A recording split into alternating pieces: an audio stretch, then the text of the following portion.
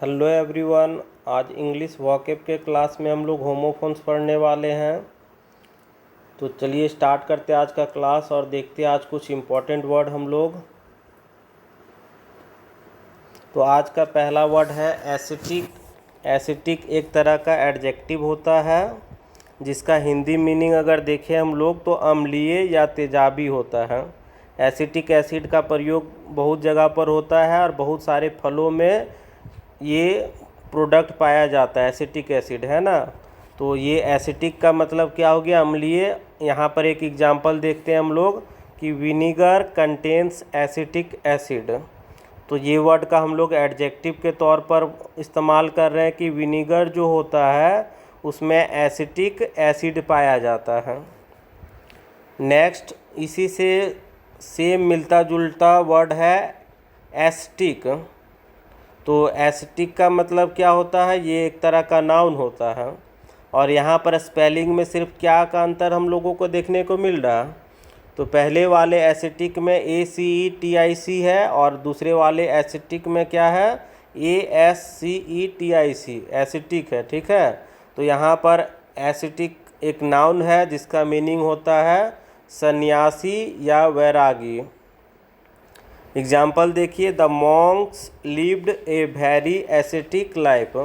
तो जो मॉन्क्स होते हैं वो किस तरह का जीवन व्यतीत करते हैं, वे एक तरह का सन्यासी जीवन व्यतीत करते हैं, सभी से दूर रहते हैं, जंगलों में या स्तूपों में रहते हैं, उन्हें दुनियादारी से कोई मतलब नहीं होता है। तो ये क्या हो गया, सन्यासी या वैरागी हो गया, ठीक है।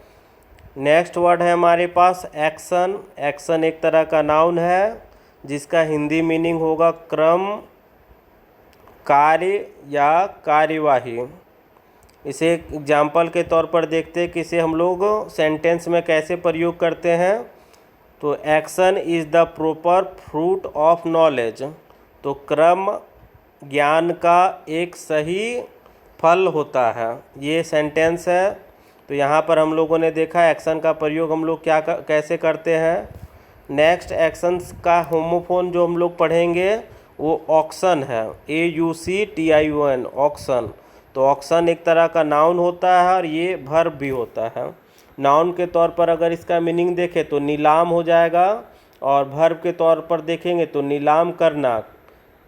यहाँ पर हम लोग एक सेंटेंस देखते हैं, इसे कैसे प्रयोग करेंगे सेंटेंस में। तो they are holding an auction of jewellery on Thursday.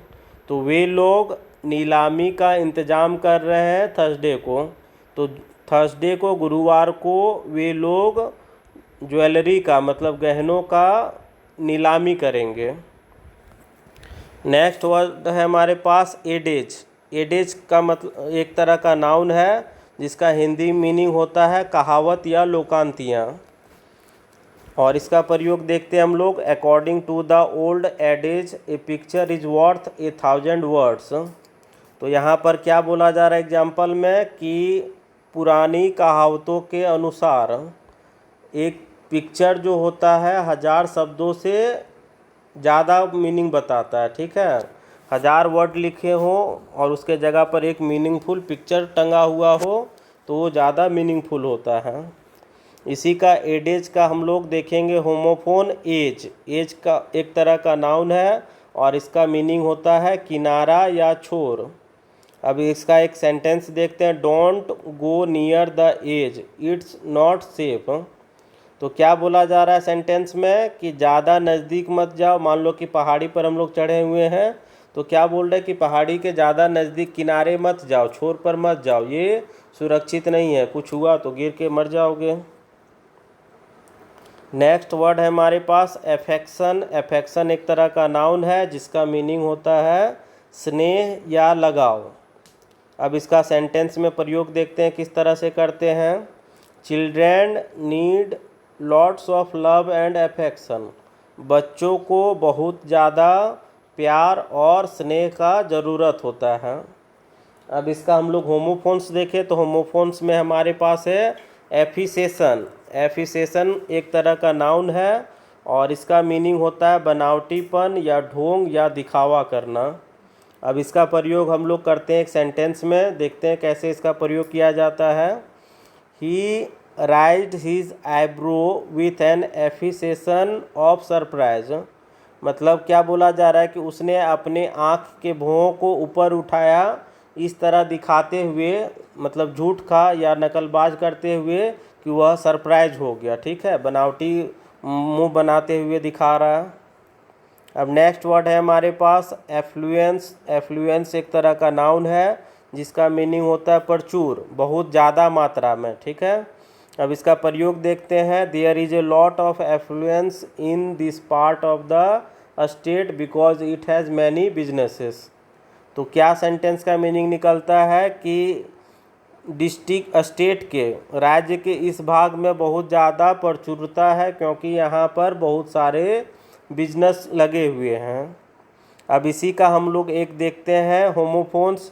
तो होमोफोन्स में एफ्लुएंस का वर्ड है हमारे पास इफ्लुएंस। इफ्लुएंस भी एक तरह का नाउन है जिसका मीनिंग होता है बाहरी प्रभाव।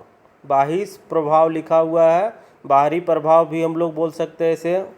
अब इसका एक एग्जाम्पल देखते हैं। At the same time the crane operation efficiency is also a chief reason to affluence on construction progress. तो यहाँ पर मीनिंग क्या हो रहा है हमारे पास सेंटेंस का कि एट द सेम टाइम, उसी वक्त, द क्रेन ऑपरेशन इफिशियंसी, तो क्रेन गाड़ी जो होती है जो बड़े बड़े पत्थरों को तोड़ने का या हटाने का काम करती है, तो उसी के एफिशिएंसी के बारे में बात किया जा रहा है, उसके कार्य क्षमता के बारे में कि द क्रेन का जो कार्य क्षमता है वो मेन रीज़न होता है, चीफ रीज़न होता है किस पर, तो कंस्ट्रक्शन वर्क के प्रोग्रेस का, कि ये कितना जल्दी जल्दी प्रोग्रेस करेगा, धीरे करेगा, तेज़ी से करेगा या इसे बहुत टाइम लगेगा। तो ये किस पर डिपेंड कर रहा है, क्रेन के एफिशिएंसी पर। ठीक है, तो यहाँ पर हम लोगों ने इफ्लुएंस वर्ड का इस्तेमाल देखा। नेक्स्ट वर्ड है हमारे पास एयर। एयर एक प्रकार का नाउन है जिसका हिंदी मीनिंग होता है हवा या वायु। अब इसका प्रयोग हम लोग देखते हैं एक सेंटेंस में। We need some fresh air in this stuffy room.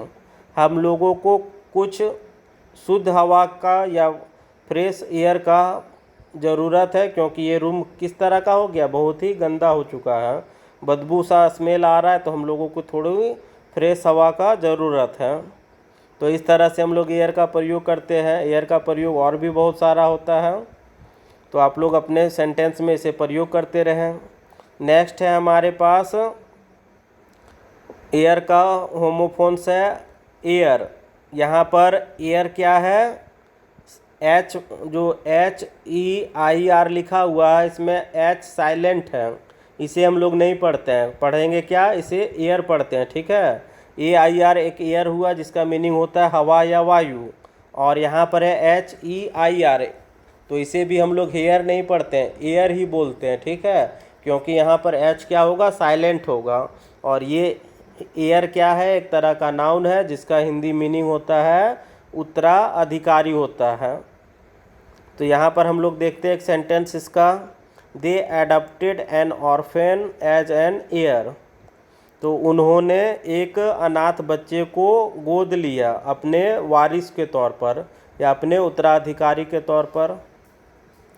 Next word है हमारे पास एलियन। एलियन एक तरह का नाउन है जिसका मीनिंग होता है विदेशी, पराया या पंक्तिबद्ध करना। तो इसका एक सेंटेंस देखते हैं हम लोग। He quickly adjust to the alien environment.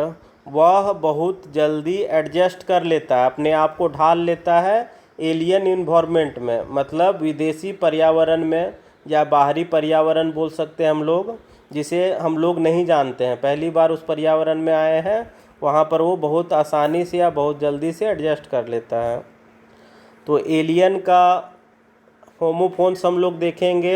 जो वर्ड है हमारे पास एलियन का होमोफोन वो अलाइन है। अलाइन एक वर्ब है जिसका मीनिंग होता है जोड़ना या संरेखित करना। अलाइन का प्रयोग किया जाता है कंप्यूटर में, जहाँ पर हम लोग MS वर्ड करते हैं तो उसमें इस तरह का लाइन करके किया हुआ रहता है, वो अलाइन होता है जिसका मीनिंग संरेख होता है।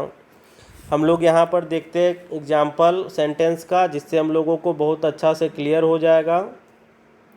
Align the ruler and the middle of the paper. तो यहाँ पर देखिए एक पेपर दिया हुआ है, तो रूलर जो होता है हमारे पास, उसे क्या करना है, हम लोगों को अलाइन करना है, मतलब संरेखित करना है। पेज इतना बड़ा एक पेज है, उसके बीच में अलाइन करना है। अलाइन मतलब संरेखित करना है, ठीक है। Click on this icon to align और जस्टिफाई टेक्स्ट। तो कंप्यूटर में बताए थे ना, एमएस वर्ड में क्या होता है, अलाइन करके एक ऑप्शन होता है। जब भी हम लोग एमएस वर्ड खोलते हैं तो ऊपर में जब देखेंगे होम में इस तरह का लाइन लाइन करके होता है, तो वो क्या होता है, अलाइन कहलाता है। तो हम लोगों को क्या बोला गया, क्लिक ऑन दिस आइकन। तो एमएस वर्ड के अंदर एक आइकन बना हुआ है, उसे आप लोग क्लिक करें, तब जा कर के आपका जो एमएस वर्ड में जो वर्ड लिखे हैं वो क्या हो जाएगा, अलाइन हो जाएगा। अगर हम लोग उसे नहीं करते तो वर्ड सारे क्या होते हैं, आगे पीछे करके होते हैं। अब बढ़ते हम लोग नेक्स्ट वर्ड्स की और यहाँ हमारे पास है 28 नंबर में नेक्स्ट वर्ड एलिमेंट। तो एलिमेंट इलमेंट है, ठीक है। इलमेंट एक तरह का नाउन है जिसका मीनिंग होता है बीमारी या रोग। इसे हम लोग देखते हैं सेंटेंस में, he got timely treatment for his ailment. वह अपने बीमारी का क्या करता है, टाइम टू टाइम ट्रीटमेंट कराते रहता है।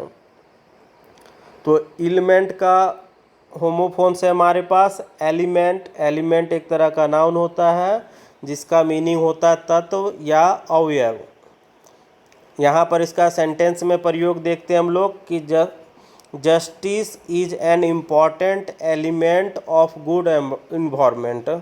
तो इंसाफ एक बहुत बड़ा पहलू या बहुत ही महत्वपूर्ण पहलू होता है एक अच्छे वातावरण का। अगर हमें इंसाफ नहीं मिलता है तो हमारा वातावरण क्या होता है, बिगड़ जाता है। नेक्स्ट वर्ड है हमारे पास ऑल राइट। ऑल राइट का स्पेलिंग पर ध्यान दीजिएगा आप लोग, ALL ऑल, उसके बाद फिर राइट है। ये एक तरह का फ्रेज होता है जिसका मीनिंग होता है सब ठीक या सब सही होता है। इसका सेंटेंस में प्रयोग हम लोग देखें तो क्या होता है, is it all right to park my car here. तो मैं किसी से पूछ रहा हूँ कि क्या यहाँ पर ठीक होगा अगर मैं अपने कार को यहाँ पर पार्क कर देता हूँ। यहाँ पर कोई गार्डन है या रोड है, यहाँ पर मैं अपना गाड़ी पार्क करना चाहता हूँ। तो नेक्स्ट हमारे पास इसका होमोफोन है ऑल राइट। यहाँ पर स्पेलिंग में क्या चेंज है, ALL के जगह पर AL है। तो ये ऑल राइट है, कॉमनली यूज़ किया जाता है सिर्फ डायलॉग मतलब बोलने के तौर पर या इनफॉर्मल राइटिंग के तौर पर। अगर हम लोग फॉर्मल राइटिंग का बात करें या ऑफिशियल वर्ड के तौर पर इस्तेमाल करें तो इसका ऑल राइट का प्रयोग करना रॉन्ग हो जाएगा। अगर हमारे एग्ज़ाम में अगर आता है ऑल राइट लिखा हुआ इस तरह से तो एरर हो जाएगा, ये गलत होगा। कभी भी लिखा जाएगा तो हमेशा ऑल राइट को इस तरह से लिखा जाएगा, ना कि AL लिखा जाएगा, ठीक है। ऑल राइट लिखना है तो ALL, उसके बाद राइट लिखना है हम लोगों को। अगर ALRIGHT राइट लिखते तो ये गलत होता है, ये अनऑफिशियल है, सिर्फ बोलचाल के भाषा में हम लोग इसका प्रयोग करते हैं, ठीक है। तो ध्यान रखिएगा कि ये वाला जो ऑल राइट है वो डायलॉग मतलब बोलचाल में या इनफॉर्मल राइटिंग में प्रयोग करते हैं और इसका मीनिंग भी सेम ही होता है कि सब ठीक है या सब सही है। यहाँ पर प्रयोग देखिए, everything is gonna be all right. सब कुछ ठीक हो जाएगा, आगे चल कर के सब कुछ ठीक हो जाएगा। तो ये क्या है, इनफॉर्मल राइटिंग। अगर इसी को हम लोग फॉर्मल राइटिंग में करेंगे तो everything is going to be all right, ठीक है, इस तरह से लिखेंगे। यहाँ गोना का प्रयोग क्या किया गया है, ये बोलचाल का ये भी एक वर्ड है।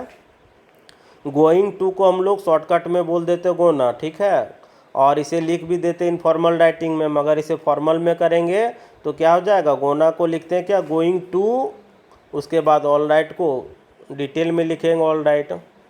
नेक्स्ट वर्ड आज का आखिरी वर्ड है हमारे पास ऑल अराउंड।